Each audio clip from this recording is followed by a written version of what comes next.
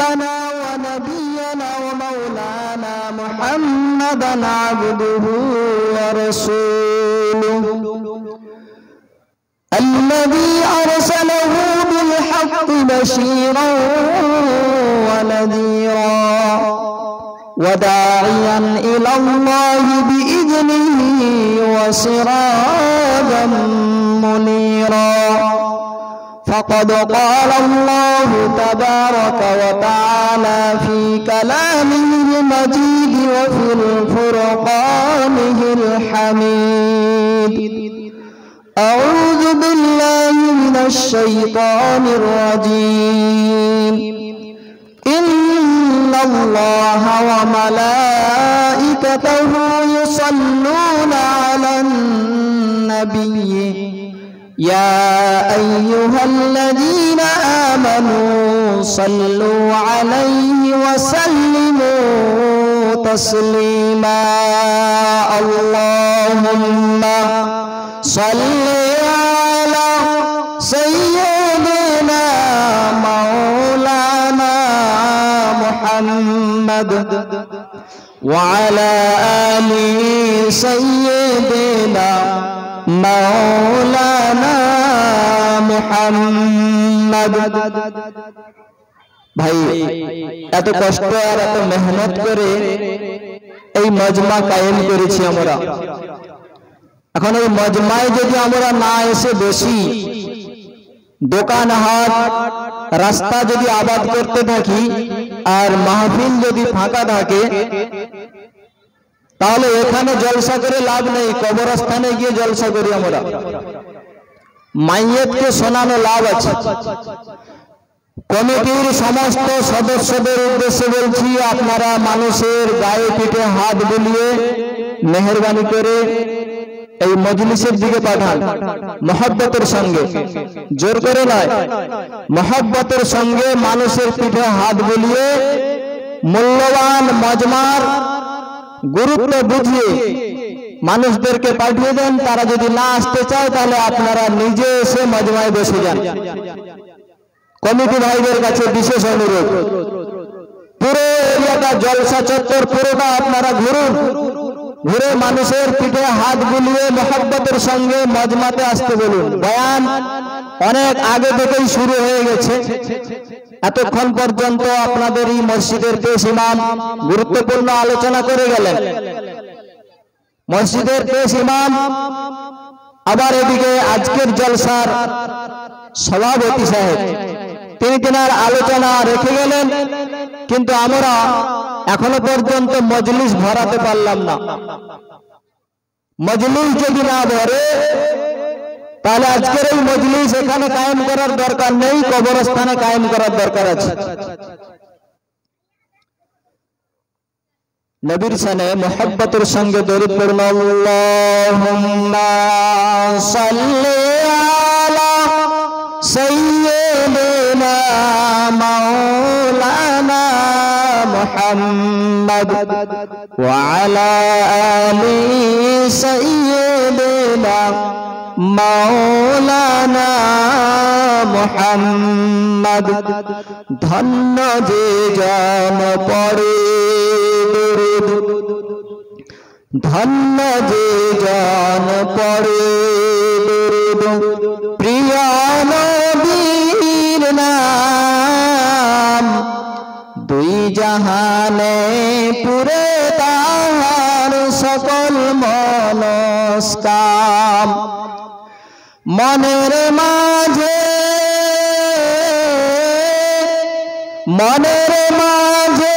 ফুটিয়ে নবীর প্রেমের শত দল তোরা সাল্লি আলা মুহাম্মাদিন বল সকলে বল আল্লাহুম্মা সাল্লি আলা সাইয়্যিদিনা মাওলানা মুহাম্মদ ওয়া আলা আলি সাইয়্যিদিনা মাওলানা মুহাম্মদ এলো রে চা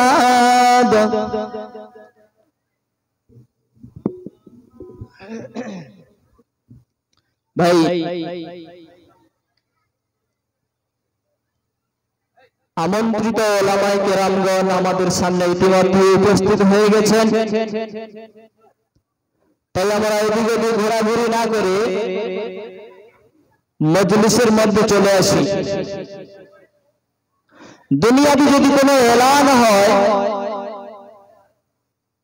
যে এক জায়গাতে কোন ব্যক্তির তরফ থেকে বা সরকারের তরফ থেকে কোনো একটা জিনিস দেওয়া হবে অমুক মাঠে, স্কুলের মাঠে কি মসজিদের মাঠে, তো আমরা সেই মাঠে গিয়েই ভিড় জমাই, সেখানে লাইন দিই। অথচ আজকে আমার আপনার সরদার, আমার আপনার নেতা, সরকার কায়নাত দো জাহানের বাদশাহ জনাবে মুহাম্মদুর রাসূলুল্লাহ সাল্লাল্লাহু আলাইহি ওয়াসাল্লামের পরিত্যক্ত সম্পত্তি আজকের বন্টন করা হবে। আজকে আমার আপনার নবীর পরিত্যক্ত সম্পত্তি বন্টন করা হবে আমাদের ভিতরে। আমরা কারা কারা নিতে ইচ্ছুক আছে হাত তুলে দেখাই তো। নবীর পরিত্যক্ত সম্পত্তি আমরা নিতে ইচ্ছুক। যদি পরিত্যক্ত সম্পত্তি নিতে ইচ্ছে হয় তাহলে মজলিসে চলে আসুন, মজলিসে আসুন। যাদের ইচ্ছা আছে মজলিসের ভিতরে আসুন, আসুন অল্প সময়ের জন্য আসুন।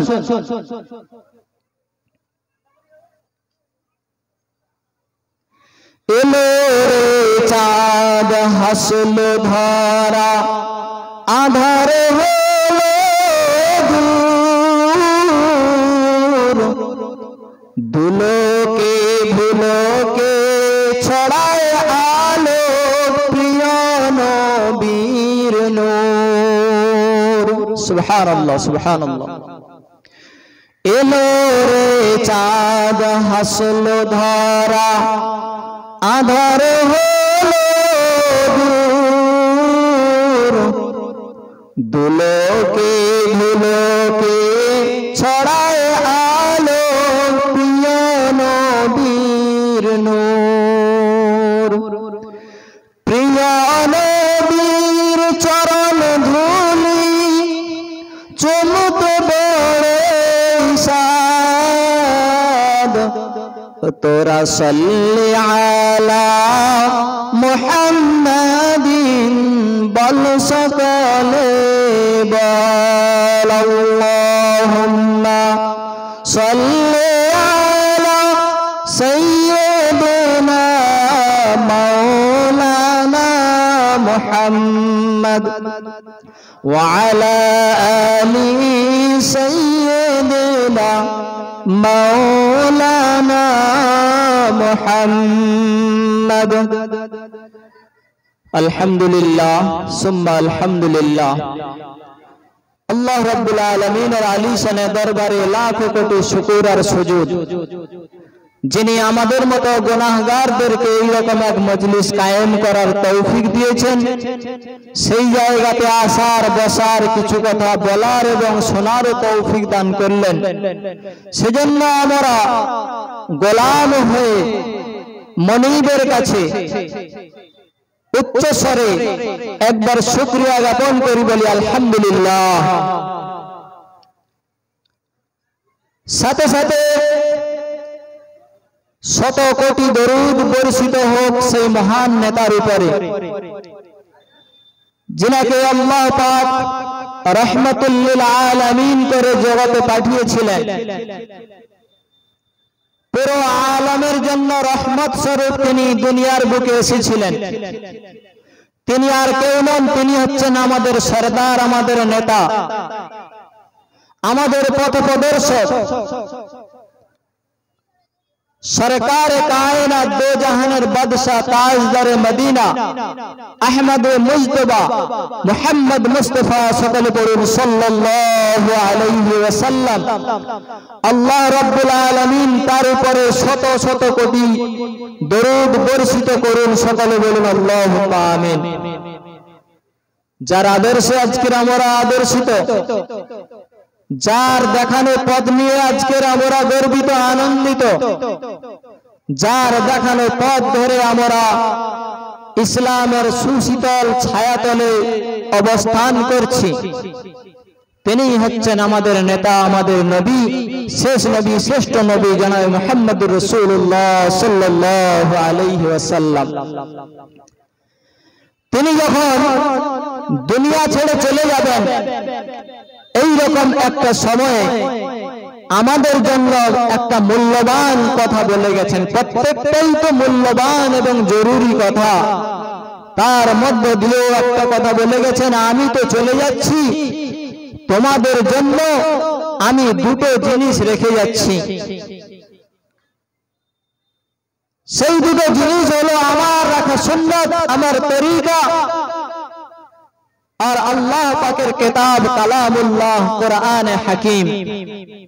এই দুটো জিনিস যতক্ষণ পর্যন্ত তোমরা আঁকড়ে ধরে থাকবে, যতক্ষণ পর্যন্ত মজবুত করে ধরে থাকবে, ততক্ষণ পর্যন্ত তোমরা কিন্তু পথহারা হবে না, তোমরা পথভ্রষ্ট হবে না, তোমাদেরকে কোনো জন্তু জানোয়ারে খেয়ে ফেলতে পারবে না, তোমাদেরকে কোনো হিংস্র মানুষ শেষ করে দিতে পারবে না, তোমাদেরকে কোনো রাজনৈতিক নেতা সমূলে ধ্বংস করে দিতে পারবে না, যতক্ষণ পর্যন্ত তোমরা এই দুটো জিনিসকে শক্ত করে মজবুত করে আঁকড়ে ধরে থাকবে।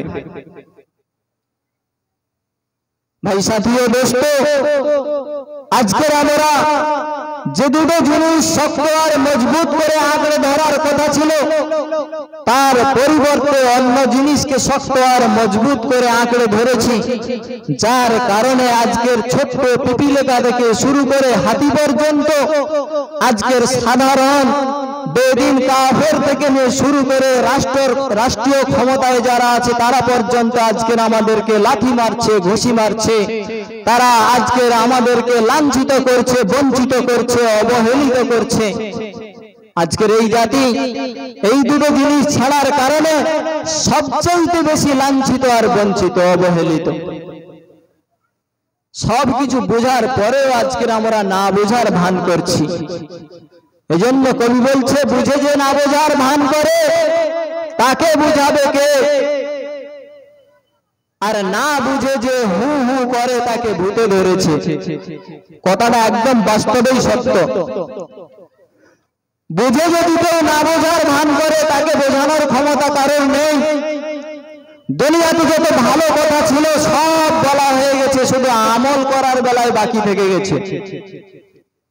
এমন কোন কথা নেই, এমন কোন হাদিস নেই, কোরআনের এমন কোন আয়াত নেই যেগুলো আমরা শ্রবণ করিনি, দোকানে শুনিনি, কিন্তু আমার জীবনে আমি সেই জিনিসটাকে বাস্তবায়ন, আমার জীবনে সেই জিনিসটাকে রূপান্তরিত করতে পারছি না। আজকের কিছুটা অংশ আমরা গ্রহণ করেছি, ইসলামের কিছুটা অংশ ছেড়ে দিচ্ছি। যেটা আমার জন্য ভালো, আমার মন চাই মতো, আমার যেটা ভালো লাগে, আমার এসার সময় 4 রাকাত ফরজ নামাজ পড়ার পরে আমার আর ভালো লাগছে না, আমি বাড়ি চলে গেলাম। আবার কেউ এসার নামাজের পরে 2 রাকাত সুন্নত পড়েছে আর 3 রাকাত বেতর পড়েছে, তারপরে আর ভালো লাগছে না, বাড়ি চলে গেল। আমার ভালো লাগছে না, 2-4টে রোজা রাখলাম, একটা রোজা রাখার পরে খুব কাহেল আর সুস্তি এসে গেছে, আমার নিজে নিজে মনে হচ্ছে যে আমার শরীরটা খুব খারাপ, আর ভালো লাগছে না, রোজা আর আমার দ্বারাই হবে না। ইচ্ছা মতো মন যেটা চায়, যেই রকম চায় সেই রকম ভাবে জীবনকে পরিচালিত করছে। জেনে রাখুন, ধ্যান দিয়ে, কান দিয়ে, অন্তরে, একদম অন্তরে অন্তঃস্থল থেকে শুনে রাখুন, আজকের যতদিন পর্যন্ত এই দুনিয়াতে বেঁচে থাকবেন ততদিন পর্যন্ত আপনার ক্ষমতা, ততদিন পর্যন্ত আপনার ইচ্ছা, ততদিন পর্যন্ত আপনার শক্তি, ততদিন পর্যন্ত আপনার অর্থ সব আপনার ইচ্ছা মতো ব্যয় করতে পারবেন। শক্তিটাও আপনার ইচ্ছা মতো ব্যয় করতে পারবেন, কিন্তু চোখ দুটো বন্ধ হয়ে যাবার সঙ্গে সঙ্গে আপনার আর কোনো ইচ্ছা, আপনার কোনো শক্তি, আপনার কোনো টাকা পয়সা, ধন দৌলত, গাড়ি বাড়ি আপনার আর কোনো কাজে আসবে না। আসবে জি চোখ দুটো বন্ধ হয়ে যাওয়ার সঙ্গে সঙ্গে সমস্ত অঙ্গ প্রত্যঙ্গগুলো একদম নিথর হয়ে যাবে, নিস্তব্ধ হয়ে যাবে, একদম কাঠের মতো, ইটের মতো, লোহার মতো পড়ে থাকবে, সরালে সরবে না তো ওইখানেই পড়ে থাকবে। বুঝে আসেনি মুসলমান এখনো পর্যন্ত? এখনো বুঝে আসলো না? আর কবে বুঝে আসবে? আর কবে জীবন পরিবর্তন করবে? আর কতদিন এইভাবে চলবে? আজকের নিজেদের ভিতরে বিভেদ সৃষ্টি করে খালি অপরের দোষ খুঁজে বেড়াই আমরা, অপরের দোষ। ও এটা করেছে, ও সেটা করেছে, ও নামাজে নেই, ও রোজায় নেই, ও হজে নেই, ও জাকাতে নেই। আজকের সামনে উপবিষ্ট যে শ্রোতা মণ্ডলী রয়েছেন, আপনারা জ্ঞানী গুণী বয়োজ্যেষ্ঠ, আপনাদের কাছে একটা প্রশ্ন করতে চাই। আমি যদি কারোর ব্যাপারে আঙুল তুলে থাকি তাহলে আমার দিকে একটু তাকান, নজর করুন আমার দিকে, আমাকে উত্তর দিন, আমি আপনাদের দিকে কটা আঙুল করেছি? জি একটা তো নাকি?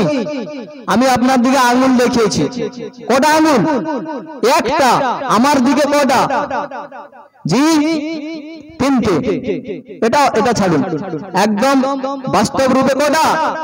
তিনটে। একটা আঙুল যদি কারোর দিকে তুলি, আমার দিকে কটা? তিনটে। তার মানে যার ব্যাপারে আমি আঙুল তুলছি, যার ব্যাপারে আমি ভুল ধরছি, তা সে হচ্ছে 1 নম্বর বেশি। আর আমি কত নম্বর বেশি? 3 নম্বর বেশি। আমি 3 নম্বর বেশি হয়ে 1 নম্বর বেশির দোষ খুঁজছি। পুরো সমাজটা, পুরো এলাকাটা, পুরো মুসলিম জাতিটা এইরকম অবস্থায় পৌঁছে গেছি যে খালি আঙুল তুলছে। ও নামাজে নেই, ও মসজিদে আসে না, ও যাকাত দেয় না, ও হজ করে না, খালি লোকের দিকে আঙুল, অন্যজনের দিকে আঙুল।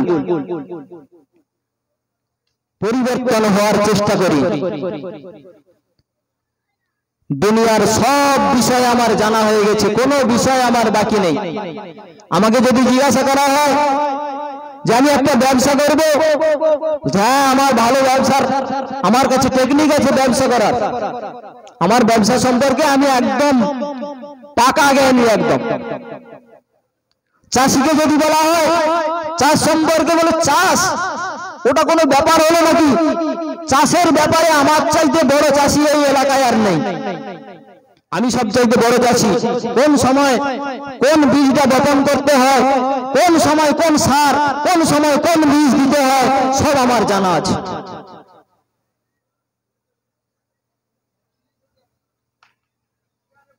ভাই দোস্ত, আবারও অনুরোধ করছি, মজলিসে আসি ভাই, মজলিসে আসি। যে উদ্দেশ্য নিয়ে বাড়ি থেকে এসেছি, উদ্দেশ্যটাকে পুরা করি। দোকান আবার তো সন্ধ্যা থেকে নিয়ে এ পর্যন্ত হয়ে গেল, এর পরবর্তীতে আমরা মজলিসে এসে বসি, না তো আমরা দোকানগুলো বন্ধ করে দিতে বাধ্য হব। সমস্ত দোকান বন্ধ করে দেবো আমরা। আপনারা যদি মজলিসে না আসেন, কমিটির সঙ্গে আলোচনা করে আমরা সমস্ত দোকানগুলো বন্ধ করে দেব। মেহরবানি করে মজলিসে আসুন। কেনাকাটার বহু সময় আছে, বহু সময়। আজকের একটা রাত, এত কষ্ট, এত মেহনত করে আজকের এই রাতটা পাওয়ার জন্য 1 মাস আগে থেকে আমরা মেহনত চালাচ্ছি, কত পরিশ্রম করেছি। এই মজলিসে ওয়াদা রয়েছে, এই মজলিসে বসলে ওয়ালাদের জন্য, এই ছাউনির ভিতরে বসলে ওয়ালাদের জন্য আল্লাহ পাক নিজেই ওয়াদা করেছেন তার গুনাহকে মাফ করে দেওয়া হবে এবং গুনাহগুলোকে নেকির দ্বারা পরিবর্তন করে দেওয়া হবে। জোরে বলুন সুবহানাল্লাহ। এই হাদিসটা যখন বর্ণনা করা হয়, আল্লাহ নবী জনাবে মুহাম্মদুর রাসূলুল্লাহ সাল্লাল্লাহু আলাইহি ওয়াসাল্লাম তার পাক জবান মোবারকে এই হাদিসটা বর্ণনা করলেন সাহাবায়ে কেরামদের মাঝখানে। হযরত ওমর ফারুক রাদিয়াল্লাহু তাআলা আনহুর নাম সকলেই শুনেছেন। হযরত ওমর ফারুক ইসলাম গ্রহণের পূর্বে এত কঠোর ছিলেন, ইসলাম গ্রহণের পরেও কঠোর ছিলেন। ইসলাম গ্রহণের পূর্বে মুসলমানদের জন্য কঠোর ছিলেন, আর ইসলাম গ্রহণের পরে মুসলমানের পক্ষে কাফের বেঈমানদের জন্য কঠোর হয়ে গেছিলেন। জোরে বলুন সুবহানাল্লাহ। এই হযরত ওমর ফারুক যখন এই হাদিসটা শুনলেন যে যেখানে কিনা আল্লাহ এবং আল্লাহর রাসূলের কথা আলোচনা হয়, যেখানে কোরআন এবং হাদিস থেকে আলোচনা হয়, যেখানে আল্লাহর প্রশংসা করা হয়, গুণগান করা হয়, গুণকীর্তন গাওয়া হয় এবং নবীজির হাদিস থেকে পড়া হয়, নবীজির জীবন চর্চা করা হয়, সুন্নতের উপরে আলোচনা করা হয়, এই মজলিসে যে সমস্ত মানুষরা বসে এই সমস্ত মানুষদের গুনাহগুলোকে আল্লাহ পাক মাফ করে দেন এবং আল্লাহ রাব্বুল আলামিন এই সমস্ত মানুষদের গুনাহগুলোকে নেকির দ্বারা পরিবর্তন করে দেন। জোরে বলুন সুবহানাল্লাহ। হযরত ওমর ফারুক খুব খুশি, খুবই আনন্দিত। সাহাবায়ে কেরাম জিজ্ঞাসা করলেন, ইয়া ওমর ফারুক, ও আমার সাথী ভাই ওমর, তুমি আজকের এত খুশি কেন? হযরত ওমর ফারুক বললেন, আজকের আমি এই জন্য খুশি, আজকের আমি এই জন্য আনন্দিত যে আজকের আমার চাইতে বেশি নেকি কেউ অর্জন করতে পারেনি। তার কারণ হচ্ছে ইসলাম গ্রহণের পূর্বে আমি এমন গুনাহগার, আমি এত বড় গুনাহ করেছি, আমার মতো গুনাহগার আর এই জমিনের বুকে দ্বিতীয় কেউ নেই। তার কারণ হচ্ছে ইসলাম গ্রহণের পূর্বে আমি আমার প্যারা হাবিব জনাবে মুহাম্মদুর রাসূলুল্লাহ সাল্লাল্লাহু আলাইহি ওয়াসাল্লামকে হত্যা করার জন্য আমি হাত তুলেছিলাম। কাফেররা যখন ঘোষণা করলো মুহাম্মদের মাথা কে আনতে পারবে, উপস্থিত সমস্ত কাফের বসেছিলেন নীরব হয়ে, নিস্তব্ধ হয়ে। হযরত ওমর ফারুক নওজোয়ান যুবক ছিলেন, হযরত ওমর ফারুক দাঁড়িয়ে বলছিলেন যে আমি পারবো। সকলে বাহবা দিয়েছিলেন, হ্যাঁ এই যুবক পারবে মুহাম্মাদের মাথা আনার জন্য, এই হচ্ছে উপযুক্ত। হযরত ওমর ফারুক বলছেন, আমি নবীর মাথা আনতে গিয়েছিলাম, এর চাইতে বড় গুনাহ, এর চাইতে বড় গুনাহ আর পৃথিবীতে কোনো হতে পারে না।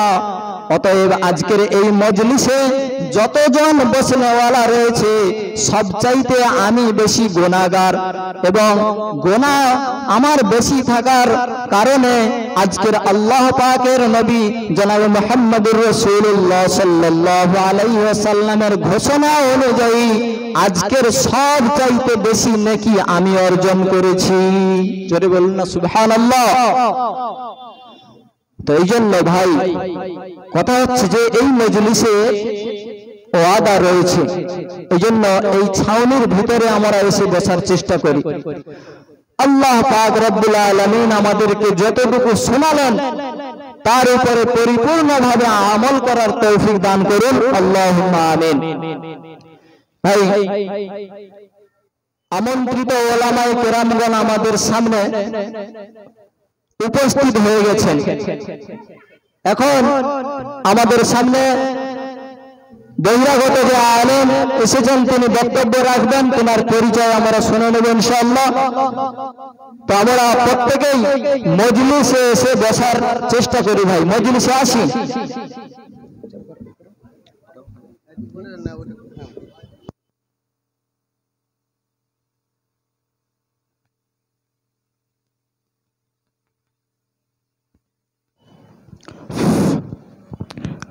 যে সমস্ত আমার জন যুবক ও ভাইয়েরা বাজিরা বাইরে চায়ের দোকানে অযথা সময় নষ্ট করছেন, আমরা এই পবিত্র মাজমায় চলে আসি।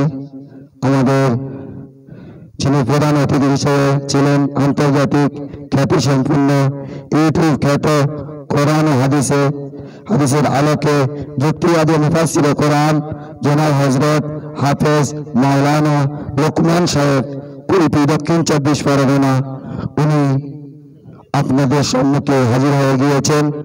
উনি অলরেডি স্টেজে উঠে গিয়েছেন, আপনারা চলে আসেন। এখনই উনি ওনার বক্তব্য আপনাদের সামনে পেশ করবেন।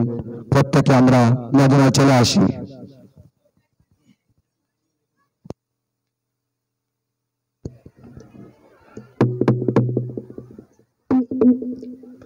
আসসালামু আলাইকুম ওয়া রাহমাতুল্লাহি তাআলা ওয়া বারাকাতুহু। মজলিসের অবস্থা বুঝতে পারছেন? সালাম দিলাম কি কবরস্থানে নাকি? সালামের কোনো জবাবই পেলাম না। সবাই কি রাগ করে বসে আছেন? আমি সালাম দিচ্ছি, আরেকবার আন্তরিকতার সঙ্গে সকলে উত্তর দেন। আসসালামু আলাইকুম ওয়া রাহমাতুল্লাহ। সর্বপ্রথম আমি অত্যন্ত বিনয়ের সঙ্গে সকলকে বলছি, যারা রাস্তাঘাটে ঘোরাঘুরি করছেন, দোকানে বাজারে, মেহেরবানি করে আপনারা দোকান ছেড়ে দিয়ে এই পাক মাহফিলে আপনারা চলে আসেন। অনেক সময় নষ্ট হয়েছে, তো আর নষ্ট করার প্রয়োজন নেই। যদি সওয়াবের আশা থাকে তাহলে আপনারা মেহেরবানি করে এই পাক মাহফিলে চলে আসেন।